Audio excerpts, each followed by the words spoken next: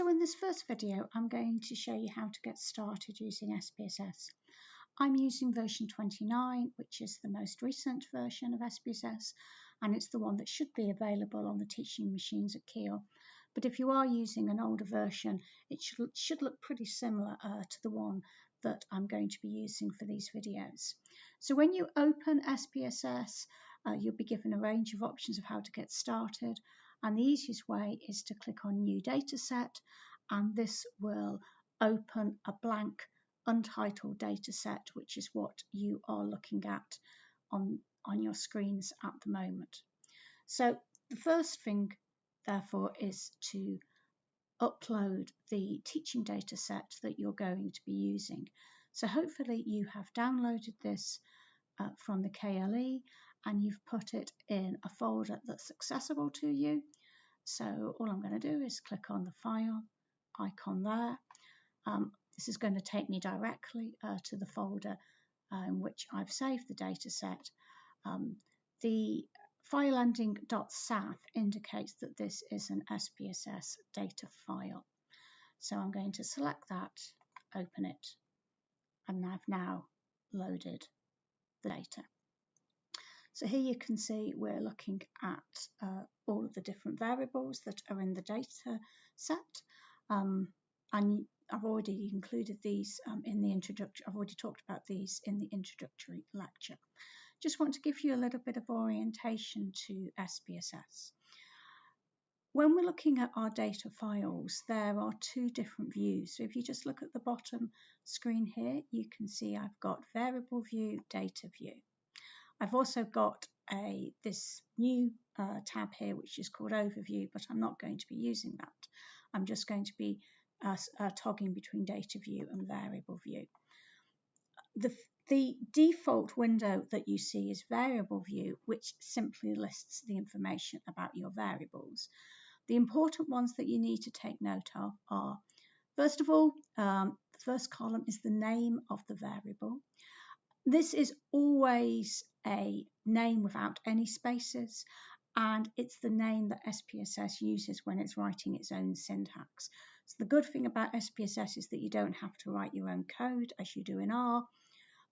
SPSS writes this code for you, but when it's writing code, it needs to have a concise variable name.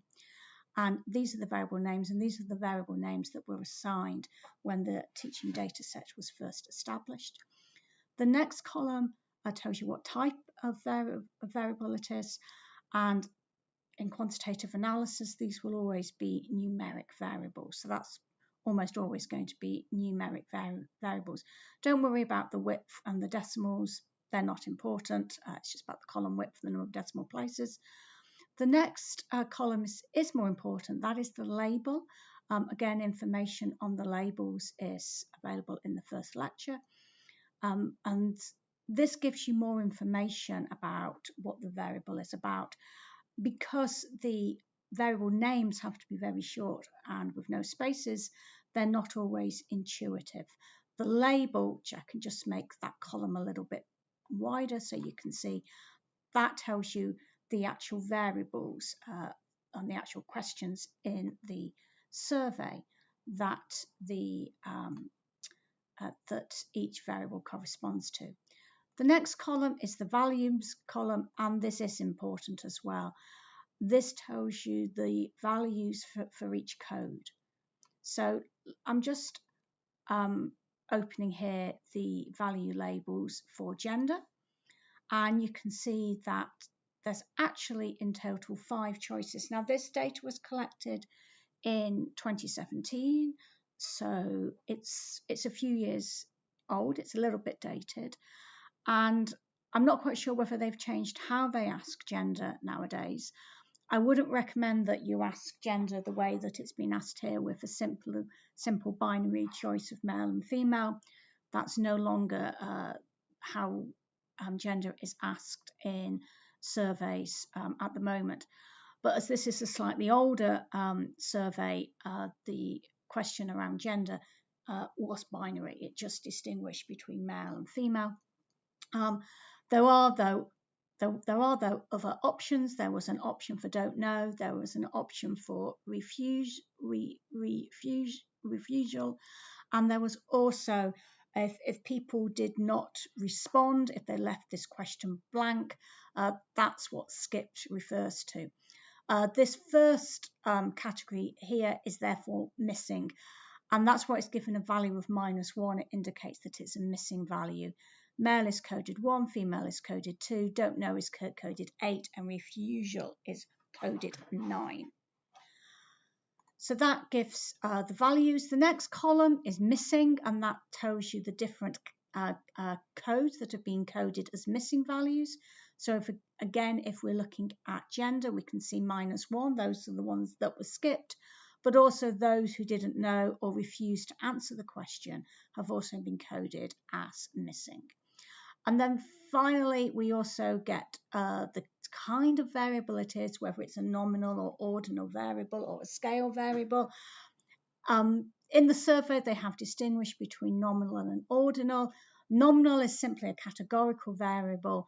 An ordinal variable is one where the categories have some inherent order to them. But for our purposes, it really doesn't really matter whether we're looking at a nominal or an ordinal variable. But that just explains to you what this first window looks like.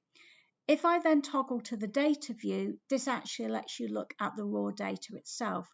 So here, each line refers to a case in the data file. So this is the first respondent here, and this first line gives the relevant codes for each variable for the first respondent. In the original data set, there was an ID variable, but as we don't need that for this particular exercise, I've actually removed that. So that is the data view, but you won't be looking at that very often. Most of the time, you'll be working with the variable view window.